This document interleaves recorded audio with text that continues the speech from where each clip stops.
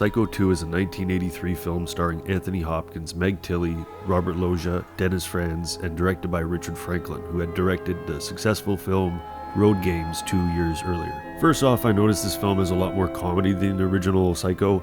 At first I thought Perkins was inadvertently overplaying his performance, but then I realized that him exaggerating the character makes sense, and as he's just been released from a mental hospital after 22 years, so his over-the-top, tongue-in-cheek performance fits perfectly.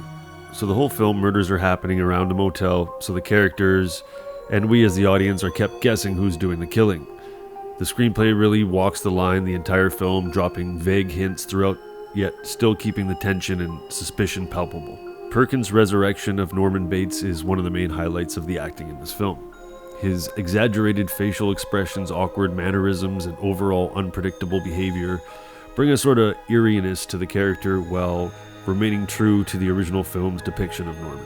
Meg Tilly's performance is spot on. She's genuinely believable when she's scared or nervous, and her relatable girl next door character contrasts nicely with Norman. Robert Loggia and Dennis Franz are always strong and interesting character actors to watch. You can see the wheels turning in Loggia's mind throughout the film, yet he has this great poker face where you don't really know what he's thinking. Dennis Franz is cast perfectly as the seedy low-life drunk who was managing the motel while Norman was in the hospital.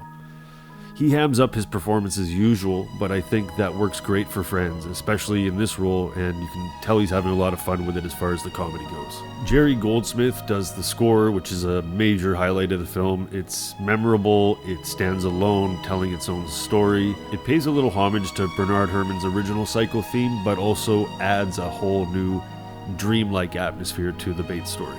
The cinematography by Dean Cundy also stands out in this film. Dean Cundy was the DP for many great films like Halloween, The Thing, and Back to the Future. Overall, I'm really glad they took into consideration the shoes needed to fill the visual style of Hitchcock's original film. Franklin and Cundy don't waste a shot in this film with their creativity and ambitious visual storytelling. This isn't just one of the most underrated sequels, in my opinion, but it's also just a very overlooked horror film with great satirical awareness about it. Highly recommend Psycho 2. Until next time.